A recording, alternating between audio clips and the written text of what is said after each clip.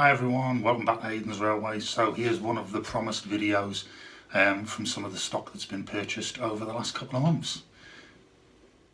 Today we're going to have a look at War Department austerities. Now I've already done that with the Longmoor Military Railway, Sir Guy Williams and Major General McCullen, I think it is. These are basically the same logos, different livery, but want to take a look at them, explain what I'm going to do with them and where they're going to fit in on the layout. So here we go. As you can see, there's two here. They're actually exactly the same locomotive. Now, I've been looking out for these for years. It's a bit like the Longmoor locos I did previously, like the USA tank and especially the Bachmann 878 Basra. That was one that I've been searching for a very long time. Anyway, it's one of those situations yet again where you're looking for something on the internet, you find one, it's probably a bit overpriced, or you find another one and then it's gone before you have the opportunity to get it. And during lockdown we all had a lot of time on our hands, and so did I, and I was searching, one came up and I purchased it. I got in there straight away. I thought, you know, the money was there and I'll have it. And then quite literally a week later another one appeared, and I knew exactly what I was going to be doing anyway, so I actively got that one as well. Good prices. I would say they're probably on the top end for a second-hand model of this, but they were good prices. One of them has got a little bit of fault on it. It's not a biggie, but it can be dealt with. But anyway, well, let's open one up. Now, like I said, I'm not going to go into too much detail. I'll give it a good look around. You can see it's the older boxing and things like that. Got the usual telling you all about it card. Quite like them off Bachmann. Brilliantly, both of these are both in the same situation where they have got their servicing and manual and things like that, and they also have all of their brake rigging and spare parts, all these extras that are to go on, you know. Now, so I know that both of these have been very well looked after.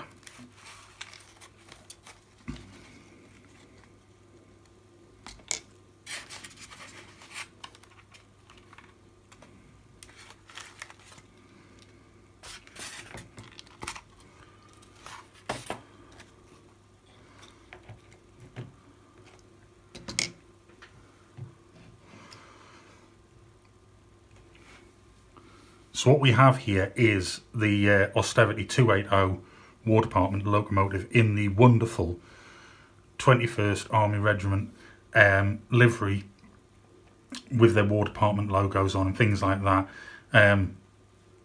Exactly as they would have been seen, or some of them anyway, during World War II and prior to it as well. So I've always liked this livery. It's no big secret. I've got a fondness for Dame Vera Lynn at the North Yorkshire Moors Railway. We will steam again, and hopefully it won't be too long before full restoration takes place on Dame Vera Lynn.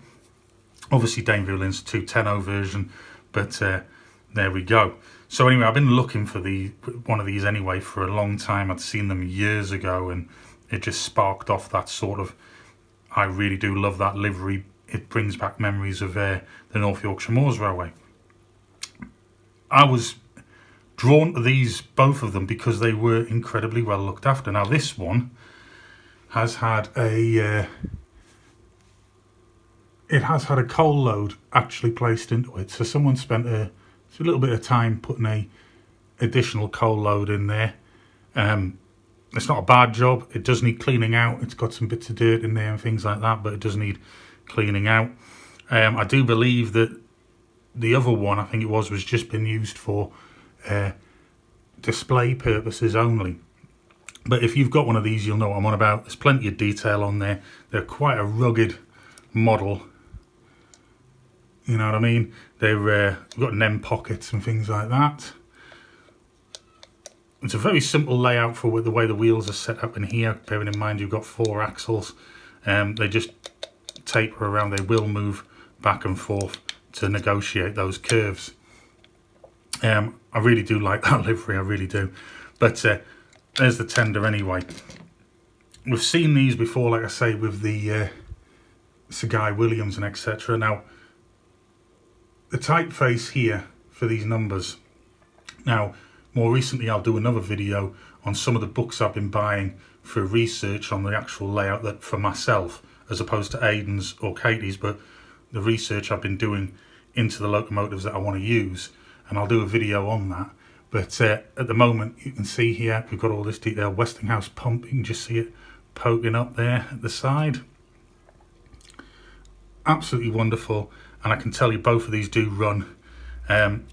Interestingly, these two characters will be getting removed, because what on earth the Fat Controller's doing in there, I do not know.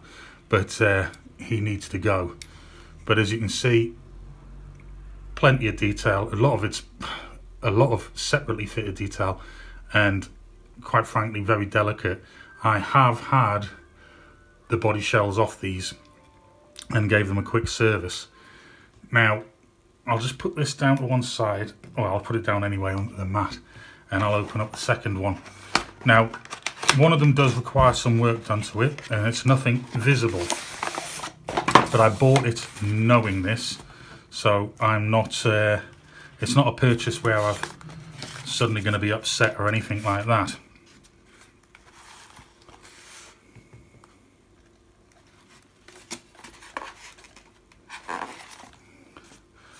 And just so you can see, all the extras are still inside that back there as well. So you can see, and they both have the same running number, which was obviously going to happen because they're both the same locomotive. This one here, so this one here, this one has got a knock coming from the actual locomotive. It doesn't stop it from running. It does run. It's like a little click every so often, and I've checked all of the motion and things like that. But when I took it apart and had a look, there does seem to be excessive play on one axle, and I've got a feeling it's that's causing it. So there is a job there that I need to do in relation and really sort that out. You'll be able to see here there's a little difference on the tender. The steps have actually been fitted onto this one. They haven't on there. They are in the actual bag. So some items have been fitted, some items haven't. I need to look at this, but it's not a main priority at the moment. At the moment, I'm still collecting a lot of the items to go onto this railway. And I've been researching now. Obviously, I've seen this. I've looked into the actual books with all of the listings for all of the 280s and the 210 Riddles Austerity, and lo and behold, yes, obviously this loco at this number carried this livery. Rather wonderfully, the loco list that I've got in the book, and it's quite an extensive list, it'll also tell me what other locos carried this livery, and so on. So the plan is to actually do a number change on one of them. I'll probably use this one, seeing as this one's had modifications done to it already. There will be a number change, so it'll give them two identities. One of the things at Longmoor Military Railway, prior to D-Day and so on, a lot of locomotives were stored there prior, during and after for the War Department. And there was quite a number of Riddles Austerities were stored there, as well as the 060 Austerity tank locomotives. There was an awful lot of them stored there prior to being moved elsewhere abroad and so on. So it wouldn't have been unusual to see this type of locomotive there. I do know that I can't remember whether off the top of my head which locomotives it was, but there is actually, I've got a photograph of one of Longmoor's locomotives prior to be painted in the blue, actually was carrying this exact livery on its tender. So it opens up the doors for that sort of possibility. So I managed to pick these up. If I see any more at a good price, I'll probably pick them up as well. I would like to get hold of the khaki sand livery, the desert sand livery. There is a one available on eBay at the moment, and they're wanting ridiculous money for it. There has been a couple on previously. Quite recently, I think one went for about £115. I I was very tempted, but to be honest, I backed off, basically. I backed off, and I thought, at the moment, there's a number of other items I'd rather have the money available for, and they will come up. They do come up, you just have to wait for them. But there's the two Riddles Austerities. I love them. They're absolutely, I think they're a wonderful locomotive. They're very smooth. Like I say, we've just got a little click, a little knock. Now, like I say, it doesn't take away from it. It still runs. It is fairly smooth. It's just that noise that bugs me, and it would bug me constantly if I was just to leave it the way it is. So that will be getting looked at.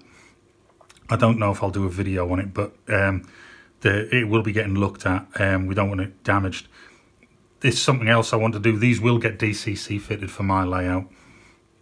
Unlike the more recent Longmoor Military Railway Major General McCullen, these don't have the wires running from the loco to the tender. Everything's in the loco. This is something I'm going to have to look into, because I would like to fit all of the locos on my layout with sound, if I can. And as I know, you can easily get a hold of the sound chips for these. It's something I have to look into. Realistically speaking, it should only be 2 wires, very small as well, very thin, running between here and here to house the speaker. So I don't think that's going to be a major problem. But they are wonderful. Let me know if you've got them as well. Let me know if you've seen Dame Vera Lynn in her heyday running along the North Yorkshire moors. I've got loads of photos and videos of that. But yes, that's just one of the purchases that took place very recently for the layout. Hopefully we can have these two and the other two in Longmoor running very soon, actually. Might not be a decorated board, but they'll certainly be running around the framework. So yeah, thanks for watching. I do hope you enjoyed having a look into what's been recently purchased. Let me know if you've got one of these. Don't forget, comment, like, subscribe. There's a lot of videos coming up at the moment, and I shall see you again soon. Bye now.